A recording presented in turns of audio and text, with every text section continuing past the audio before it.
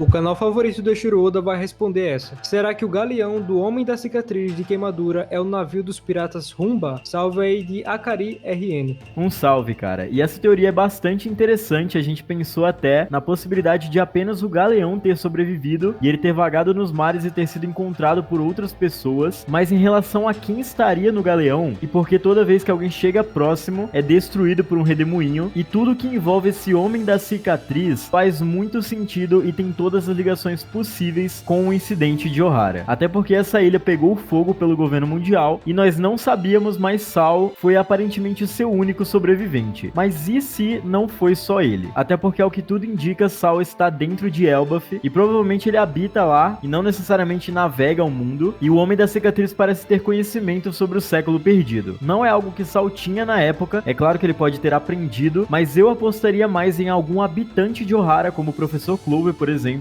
ou a própria Nico Olivia, e não necessariamente seria um Homem da Cicatriz de Queimadura, mas uma mulher. O Oda gosta de brincar com essas questões, e eu gostaria muito que fosse algum sobrevivente, algum remanescente da ilha de Ohara, até porque faria todo sentido com essa pessoa portando o último Red Poneglyph. E quem sabe eles não estariam realmente no galeão dos piratas Rumba. Mas já comentem aí embaixo quais são suas apostas para a identidade desse homem com a cicatriz de queimadura. Mas antes de mais nada, vocês estão no canal Supernovas, o canal favorito do Eiichiro Oda. Meu nome é Samuel e eu estou aqui com meu parceiro Isaac. Fala, galera. E esse é mais um Supernovas Responde, onde a gente vai pegar as perguntas que vocês nos mandaram lá no Instagram e a gente vai tentar responder as melhores aqui em vídeo. Esses vídeos são bem legais porque dá pra gente falar sobre muitos assuntos num vídeo só e ao mesmo tempo interagir com vocês, que é a nossa parte favorita. Então se vocês gostam desse estilo de vídeo, já deixem seu like pra apoiar o canal e não se esqueçam de nos seguir lá no Instagram pra não perder os próximos posts. E sem mais enrolação, vamos direto pra próxima pergunta.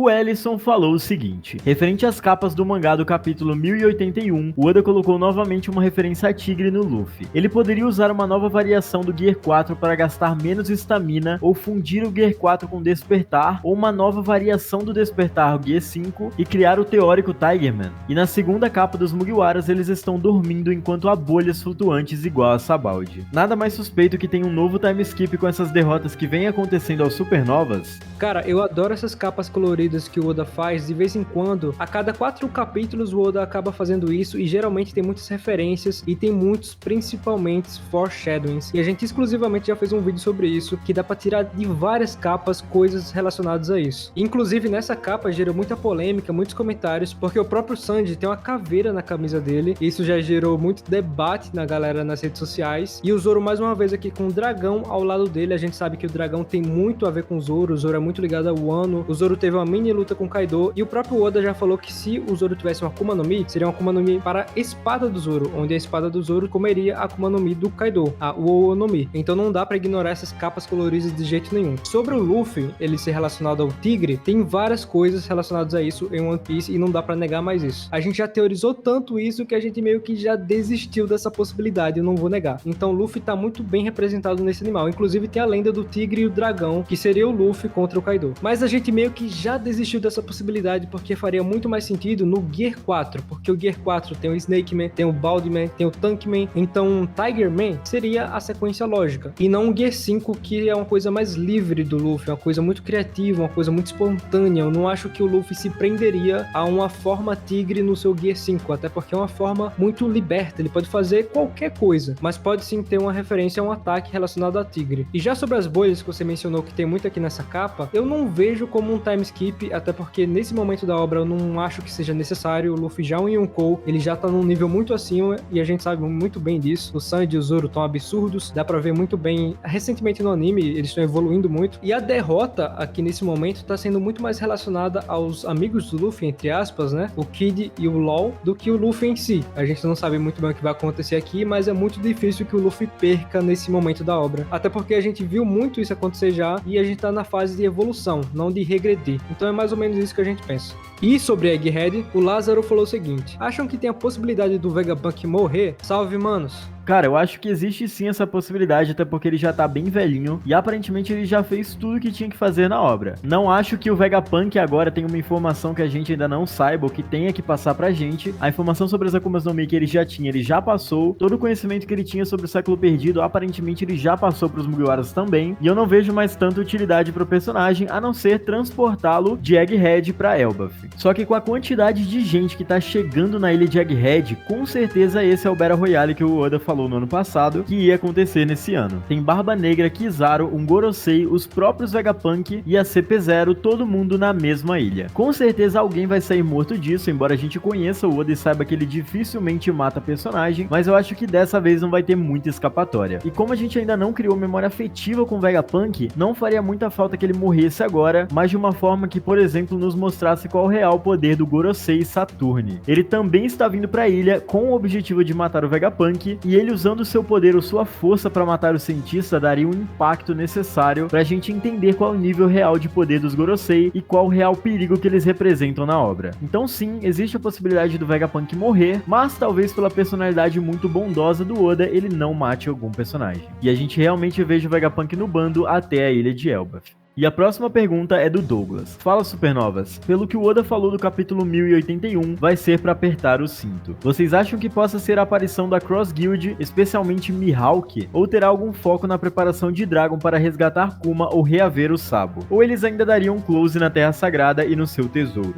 E aqui ele se refere ao que o Oda falou no final do capítulo 1080, onde teria esse evento de Egghead que Samuel acabou de comentar. Inclusive, Samuel cita alguns personagens que já estão na ilha e uns personagens que estão chegando, que é o Barba Negra, aparentemente, até porque ele não está em Hashinozu, e o Gorosei. O que impede de mais personagens chegarem, como o Douglas falou, como a Cross Guild, por exemplo, seria um cenário muito bom. E esse Battle Royale se inflaria muito mais e seria muito mais épico. Mas, cara, eu acredito que essa mudança que o Oda cita sobre esse final de Egghead seja algo muito mais representativo para a esperança do mundo de One Piece, como foi o Sabo lá em Marijoa. O Sabo, ele não matou ninguém, ele não derrotou ninguém, mas o fato dele ter desafiado os Gorosei, o fato dele ter desafiado os almirantes, fez com que muitas pessoas reconhecessem isso e tornassem o Sabo um grande herói, muito mais do que o Dragon é. Então eu acredito que Egghead tem essa função de apresentar o Vegapunk pro mundo inteiro e mostrar que os Gorosei, aqueles que comandam o mundo, eles não estão 100% certos. Na verdade, eles têm uma malícia por trás do que eles querem. E eu acho que essa grande reviravolta do mundo do One Piece que vai representar no fim de Egghead. E talvez esse Battle Royale fique muito mais em Hashinozu do que em Egghead. Tem essas duas ilhas que tá acontecendo muitas batalhas e tem muita coisa pra gente conversar sobre isso. Inclusive, já notaram como o One Piece ficou muito melhor depois que a gente saiu de Egghead? É só um comentário aleatório, falem aí o que vocês acham. E cara, sobre o Dragon, acho que ele aparece só em Elbaf, porque ele tá diretamente ligado ao Sal, que tem os livros que os gigantes buscaram lá em Elbaf, que ele estava nesse momento onde isso aconteceu. Então todas as ligações do Dragon eu acredito que está mais pra frente. E é por isso que o Vegapunk tem muita chance de permanecer vivo até que ele se encontre com esse velho amigo até esse momento. E o Leandro falou o seguinte: salve Supernovas, quando a marinha está transportando o Doffy, o Fujitora fala para Sengoku que precisa sair em uma jornada, pois precisa salvar alguém. Esse alguém a ser salvo pelo Fujitora poderia ser o Dr. Vegapunk? Cara, o Fujitora, pelo que a gente já sabe, ele estava em contato com o Vegapunk antes da Reverie, tanto que ele estava por dentro da SSG que o governo usaria para substituir os Shichibukais, e ele falou que ia ser uma grande substituição. Então o Fujitora já se relacionou com o Vegapunk, ele já teve contato com o cientista e ele tem uma certa simpatia pelo mesmo. Depois da Reverie, que ele foi, entre aspas, derrotado pelo Sabo, faria sentido que ele não voltasse pra marinha, assim como a Akainu falou, que não queria que ele voltasse sem a cabeça dos Mugiwaras e que ele conseguisse fazer uma missão por fora. Nesse momento, a marinha está extremamente instável e o governo mundial está preocupado com a ordem que regia o mundo antes de Luffy. Até porque o Nick está ameaçando derrubar essa ordem e bagunçar o mundo e trazer a tempestade dos D, que é o que o governo mais teme. Nesse contexto, faria sentido que Fujitora realmente saísse e, entre aspas, cometesse uma traição ao governo, salvando a vida de alguém importante, e nesse caso a gente só consegue pensar no Vegapunk. Faz sentido esse pensamento, mas, ao mesmo tempo, nós acreditamos que já existe gente demais em Egghead, inclusive já existe gente demais querendo salvar o Vegapunk. Os Mugiwaras e até mesmo a CP0 agora está fazendo essa defensiva, e nós não acreditamos que seja necessário Fujitora entrar em cena, até porque o Luffy já tem o Gear 5, o Zoro está 100%, o Sanji também tem os seus genes despertados, e pra lutar contra um almirante só e um Gorosei, é claro, eu acho que é o suficiente. Todo o bando dos Chapéus de Palha lutar contra esses dois, até porque se não fosse assim, nós estaríamos muito longe do final de One Piece ainda. Mas sim, essa teoria do Fugitora é muito interessante e nós acreditamos que o movimento desse personagem ainda vai ser muito importante lá na frente.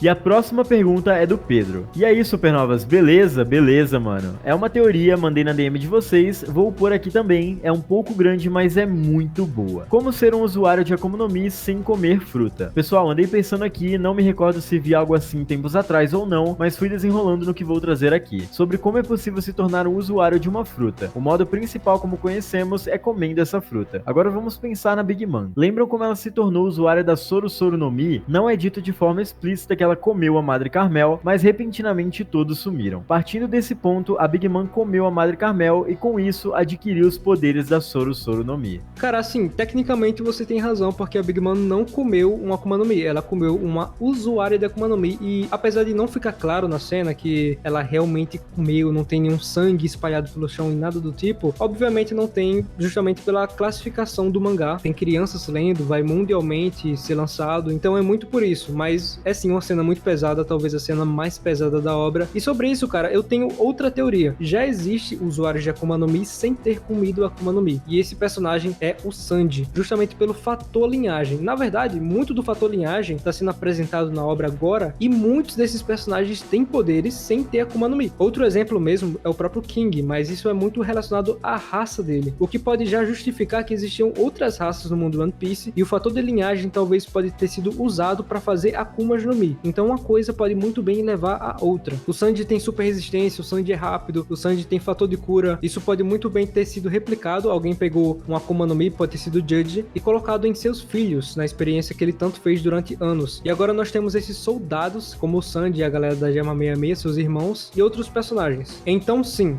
dá pra ser um usuário de Akuma no Mi em One Piece, só que você precisaria passar por uma experiência com fator linhagem, daí sim você ganharia os poderes, assim como foi o Sanji. Ou você pode nascer como um Lunarian, que aí você já nasce com os poderes sem precisar passar por nenhuma experiência. Ou de alguma outra raça que a gente ainda não sabe. Mas voltando aqui à Batalha de Hashinozu, o Rivatarsis falou o seguinte: o Barba Negra querer tornar Hashinozu uma ilha reconhecida pelo governo é um movimento para que ele tenha acesso a Marijoa e o seu tesouro nacional, dito pelo Luffy? Cara, essa é uma excelente pergunta, porque do nada o Barba Negra quer tornar Hashinozu uma ilha reconhecida pelo governo, e não faz o menor sentido se a gente for pensar nos objetivos desse personagem. Nós já trouxemos aqui pro canal a teoria que Barba Negra pode estar possuído pelo Shebek, e essas atitudes específicas e pontuais que ele toma que não fazem sentido nenhum, podem ser justamente por influência desse pirata do passado. Mas nós vamos responder aqui de outra forma, porque nós já fizemos um vídeo inteiro sobre isso, e faria realmente sentido que o Barba Negra fosse atrás do tesouro nacional dito por Luffy. Porém, se o Barba Negra não tem conhecimento sobre esse tesouro, não há como ele ir atrás dele. Então a gente pode pensar em outras possibilidades. Com Hashinozu sendo uma ilha reconhecida pelo governo mundial, ele poderia participar do Reverie e das reuniões do governo, e dessa forma ele conseguiria recursos para se tornar um rei dessa ilha e expandir o seu domínio, fazendo uma expansão cada vez maior de seu território. Não é o tipo de coisa que eu esperaria de um vilão de One Piece, até porque esse objetivo é muito a longo prazo e nós já estamos no final da obra. E por que ele iria atrás do One Piece se o objetivo dele não necessariamente esbarra em Laugh Tale e não precisa necessariamente passar pelo One Piece para ser concretizado? O que nos volta realmente àquela teoria de que Barba Negra está sendo dominado por outra pessoa, porque esses objetivos não são compatíveis com o que conhecemos do personagem. Essa é a nossa opinião, mas deixe nos comentários aí qual que é a de vocês.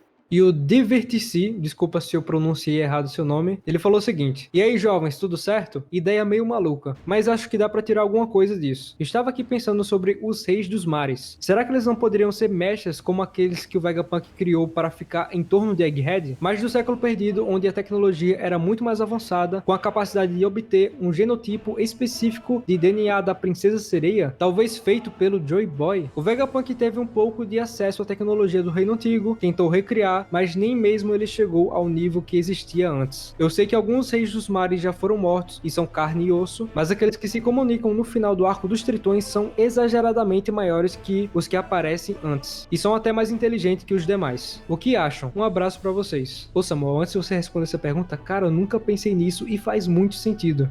Cara, faz sentido realmente pensar que o mundo de One Piece é um remanescente do que já foi o mundo no século perdido, há mais de 1000 anos atrás. E outra coisa que pode ajudar nessa teoria é o fato de que na Lua também existem monstros gigantescos, assim como existem na Terra. E nós sabemos que quase todos os habitantes lunares atuais são robôs que inclusive foram feitos aqui na Terra, como nós vimos na história de Capas do Enel. Essa teoria realmente faria sentido, não sabemos exatamente como Oda trabalharia isso e por que isso seria tão interessante, mas certamente existem criaturas no nosso mundo atual que vieram do século perdido, assim como o robô gigante que o Vegapunk mantém em sua ilha e que provavelmente são movidos à base da energia ilimitada que o Vegapunk tanto busca. Mas algumas coisas para nós não fazem sentido, até porque os monstros marinhos aparentemente se comunicam com qualquer pessoa que consiga ouvi-los através do Haki do Rei, assim como eles se comunicaram telepaticamente com Oden e com Roger, e aparentemente eles são os mesmos desde aquela época. Ou a profecia também é passada através deles pelas gerações dos monstros marinhos. Então nós não sabemos a que ponto isso faria sentido na obra e como Oda trabalharia para fazer essa relação com o século perdido, mas seria realmente muito interessante que nós tivéssemos não todas, mas algumas criaturas da época do século perdido vivendo ainda no nosso mundo. Comentem aí embaixo o que vocês acham, e é com isso que nós encerramos esse vídeo, galera. Espero que vocês tenham gostado. Se vocês gostaram, não se esqueçam de se inscrever no canal e ativar o sininho para receber todas as notificações. Essa semana não tem capítulo de One Piece, mas nós já estamos fazendo bastante teorias para lançar para vocês. E não se esqueçam de checar os links na descrição das nossas redes sociais, o Discord, o Instagram e a plataforma de lives do canal. E é isso, galera. Valeu! Valeu, galera!